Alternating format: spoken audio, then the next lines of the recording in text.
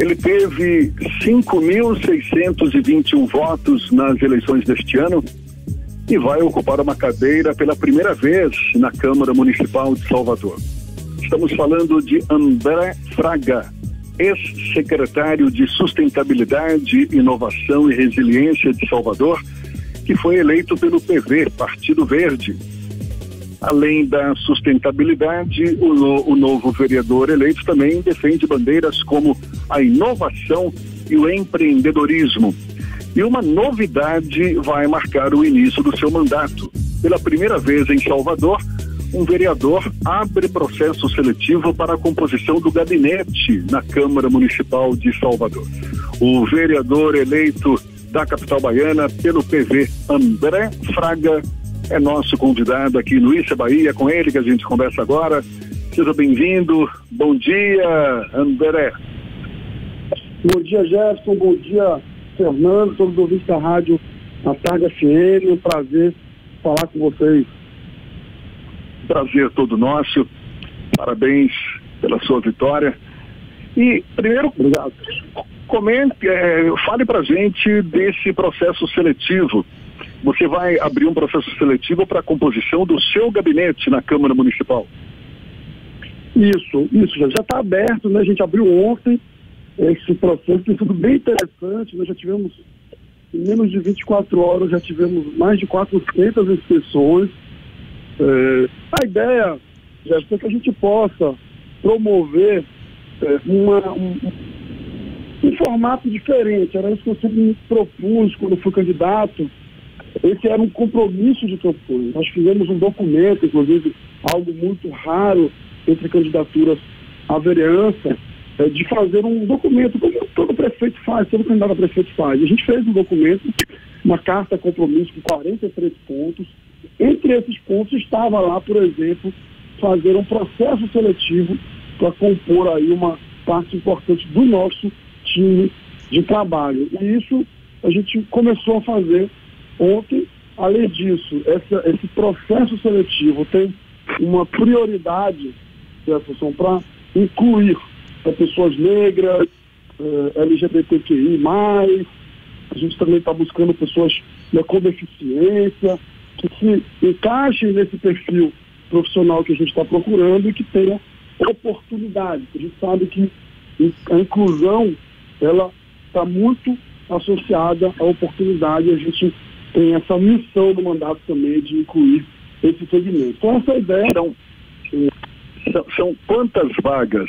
E explica melhor qual o critério de seleção desses que vão compor o seu gabinete, André. São 6 vagas que tem aí desde coordenação jurídica, legislativa, passando pela área de comunicação, a área de assistência social também, né? O vereador ele é muito procurado por organizações sociais para colaborar com o desenvolvimento dessas organizações.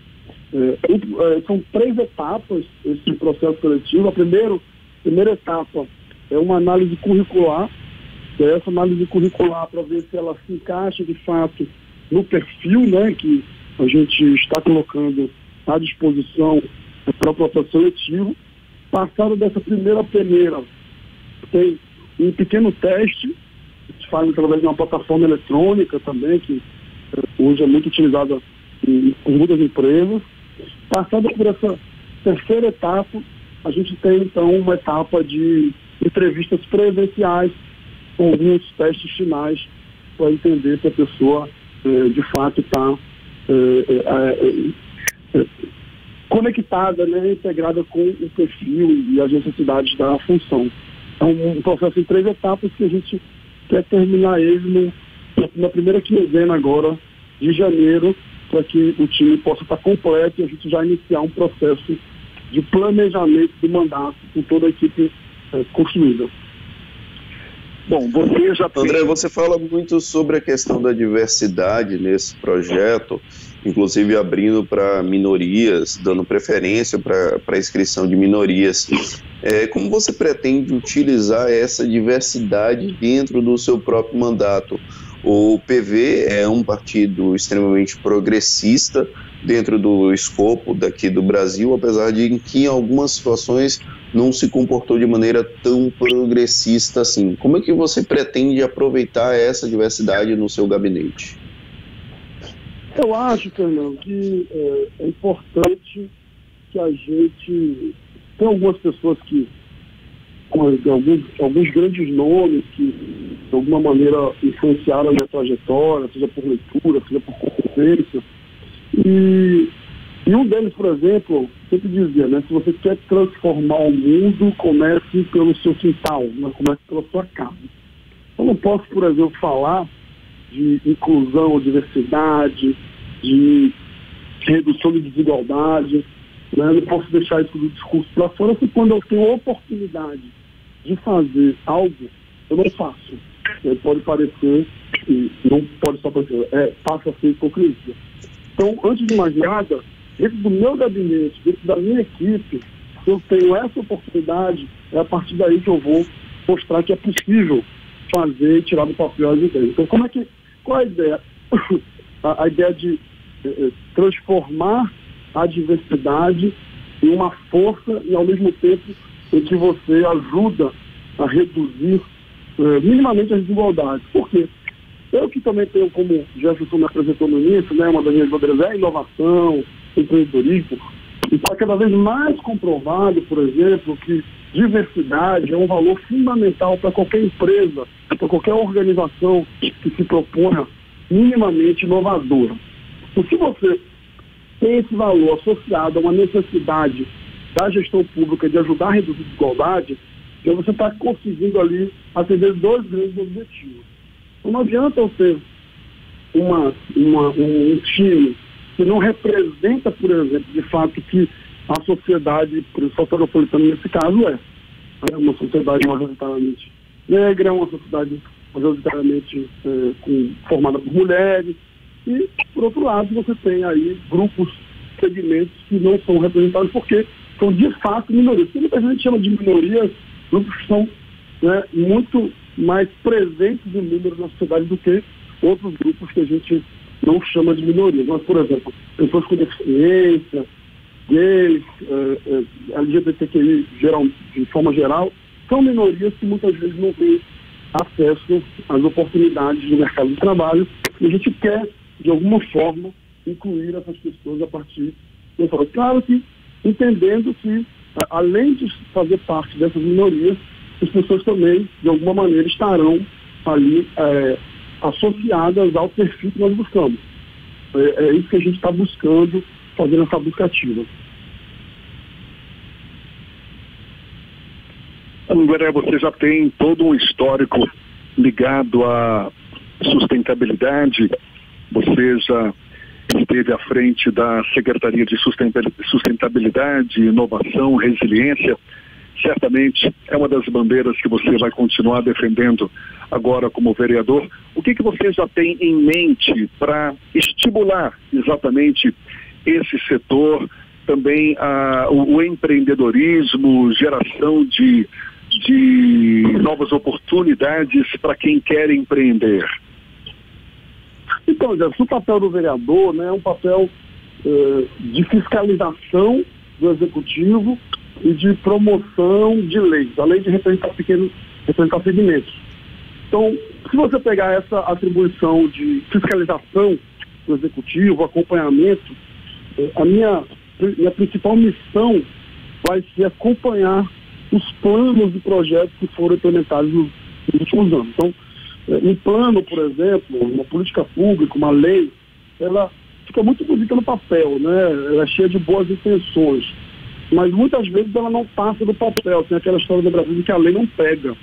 Então, o meu papel vai ser acompanhar, por exemplo, o plano municipal de mudanças climáticas que foi lançado pelo prefeito Marcelo Neto ontem, por exemplo. É um plano de médio e longo prazo, que vai precisar de muito acompanhamento para sair do papel.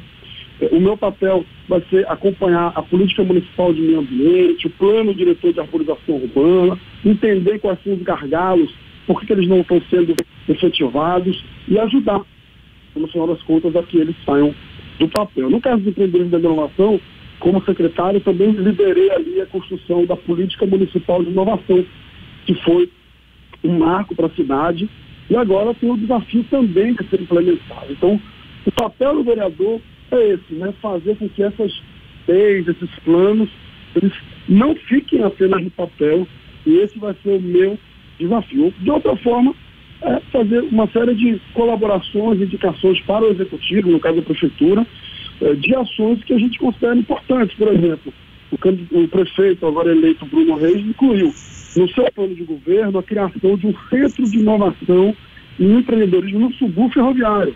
Foi uma ideia que a gente apresentou para ele, ainda durante a campanha, ele topou, gostou, e uma das minhas missões também é acompanhar essa implementação a partir aí da experiência que tive na implementação do Colabore, da experiência que tive nos editais de inovação. Então, eu diria que a complementação de um trabalho que já foi feito nos últimos anos, e agora, a partir de um outro olhar, de uma outra missão, a gente consolidar esse trabalho.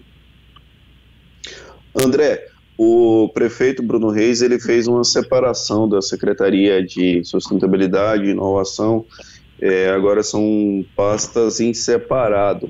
E você foi líder dessa pasta junta durante um bom tempo.